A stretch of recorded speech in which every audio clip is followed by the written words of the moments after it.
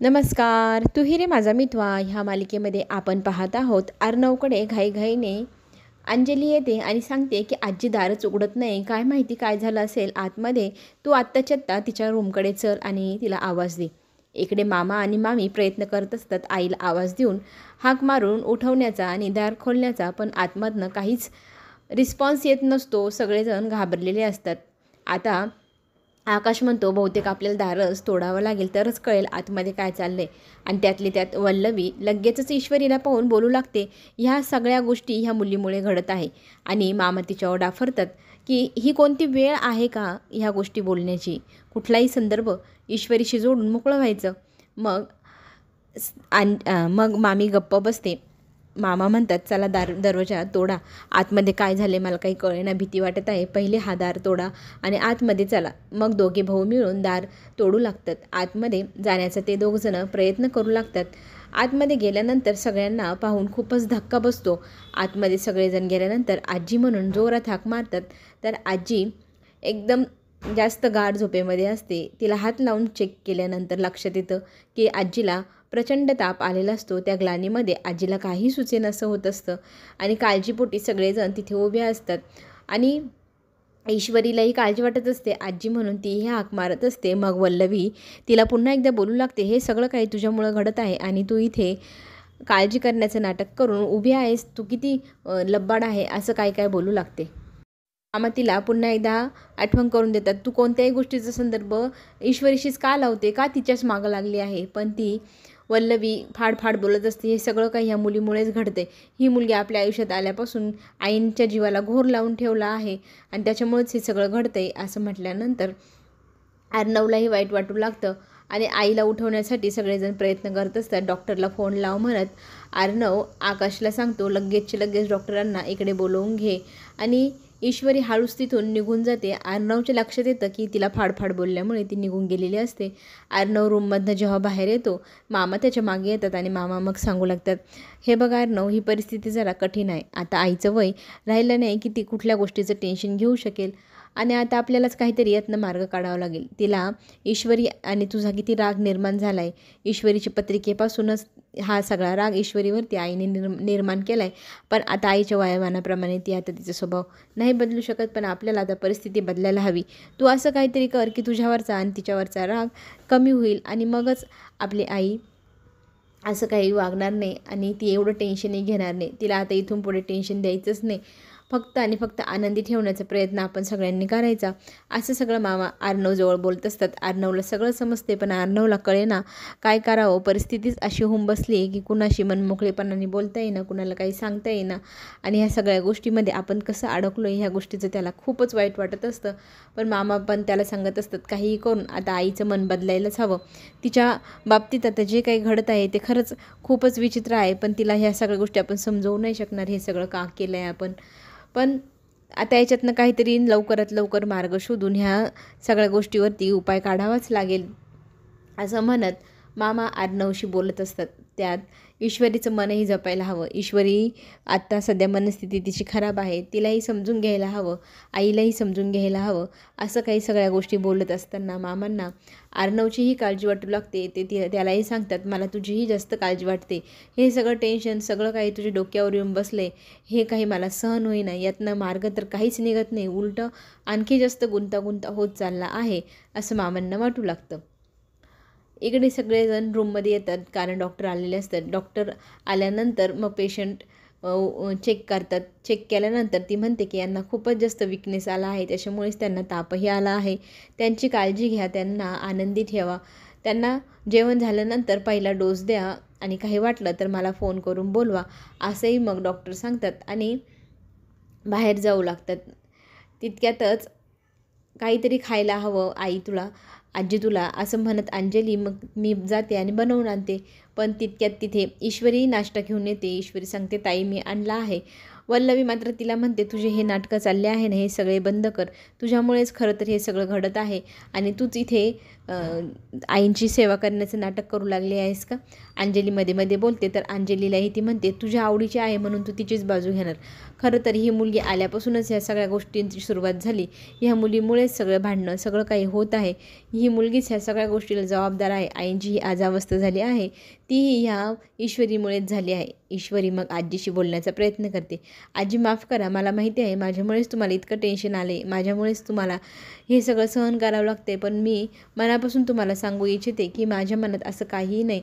मी तुम्हाला सगळ्यांना सांभाळण्यासाठी मन मोठं करणार आहे आणि मी या घराची जबाबदारी ही स्वतः घेईन. काही काळजी करू नका आणि तुमच्या सगळ्यांच्या ज्या काही अपेक्षा असतील त्या सगळ्या काही मी पूर्ण करेल, असं सगळं बोलू लागते. आणि वल्लवी मग म्हणते, बघा आता ह्या मुलीच्या भरोश्यावर आपण राहायचं का? आई ही मुलगी फारच खतरनाक आहे आणि आल्या आल्या आपल्या सगळ्या गोष्टींवरती ती कब्जा करण्याचा प्रयत्न करते. त्यात आजी तिला म्हणू लागते, तू आमचं मन जिंकण्याची किंवा आमच्यासाठी काही करण्याची काहीही गरज नाही. तुला ह्या घराची जबाबदारी मी दिलेली नाही, त्याच्यामुळे तू सांभाळायची वेळच येणार नाही. आणि वल्लवी, माझ्यासाठी तूच नाश्ता बनवणार, हा नाश्ता इने बनवून आणलेला मी खाणार नाही, असं स्पष्ट सांगितल्यानंतर ईश्वरीला जरा वाईट वाटतं.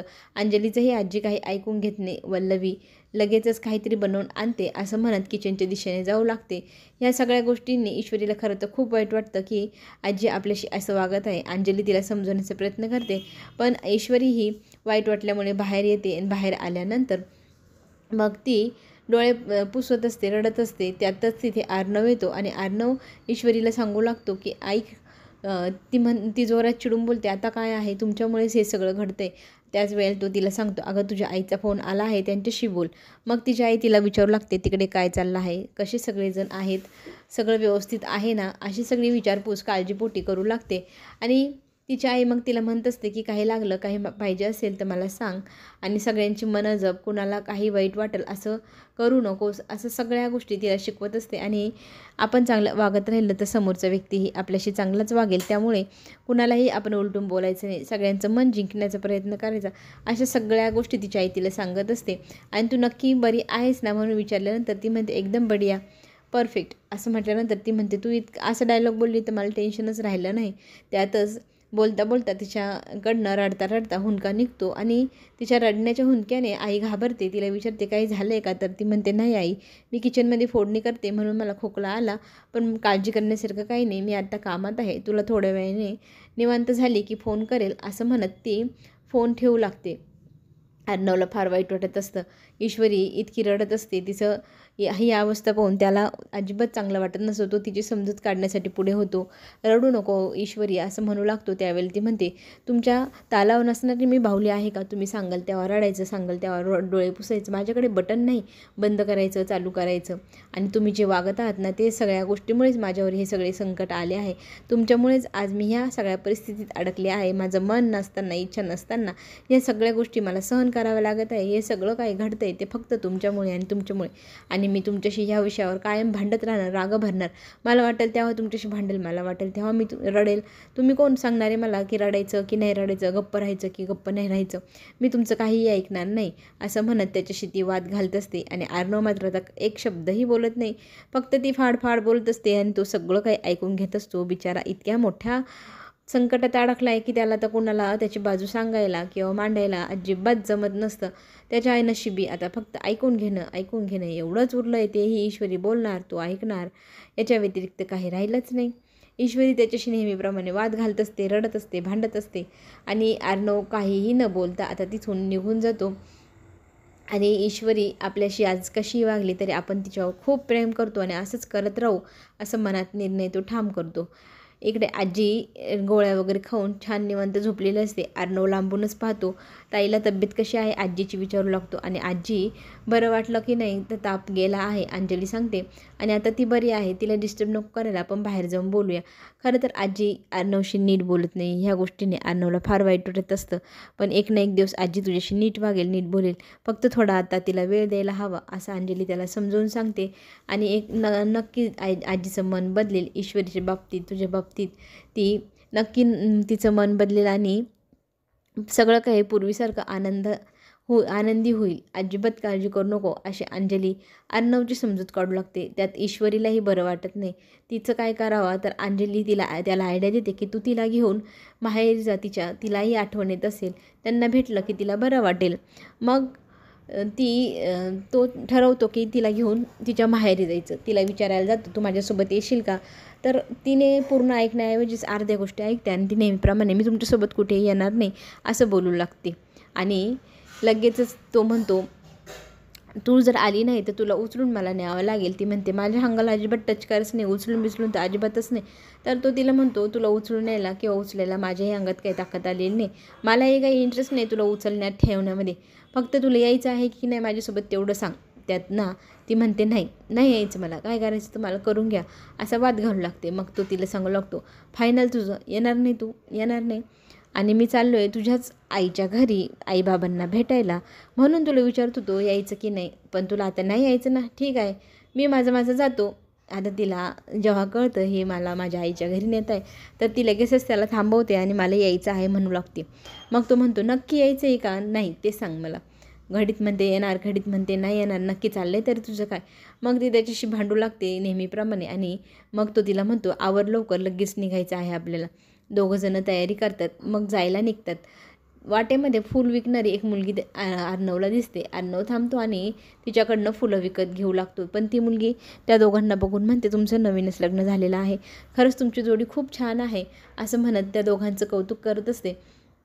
आणि त्या मुलीला पाहून अर्णव हसत असतो. ईश्वरी तिच्याकडे रागाने पाहत असते आणि तो तिला पैसे देऊन सगळे फुलं विकत घेतो आणि त्यातलं एक फूल काढून तो ईश्वरीला देव करतो. ईश्वरी त्याच्याकडे मोठे मोठे डोळे करून पाहू लागते.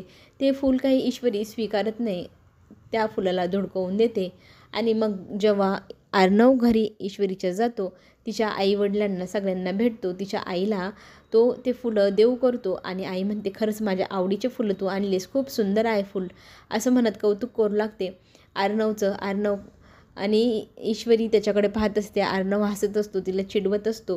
दोघंजणं मग जेवायला बसतात. तेव्हा नम्रता त्यांना सांगते की तुम्हाला दोघांना पहिले एकमेकांना एक एक घास भरावा लागेल, मग पुढे जेवण करावं लागेल. असं म्हटल्यानंतर ईश्वरी घास खायला तयार नसते. नेहमीप्रमाणे वाद घालत असताना, बोलत बडबड करत असताना तिच्या तोंडात अर्णव एक घास घालून देतो आणि आईच्या हट्टानुसार मग ईश्वरीही त्याला एक घास भरवते. दोघंही मग जेवण करतात. पुढे जे काही ट्विस्ट येणार, जे काही होणार ते सगळं पाहायला आपल्या सगळ्यांना आवडणार. चला तर मग चॅनलला सबस्क्राईब करा, लाईक करा, म्हणजे पुढे येणार नवनवीन व्हिडिओ आपल्यापर्यंत लवकरात लवकर पोहोचेल. आपण पुन्हा भेटू.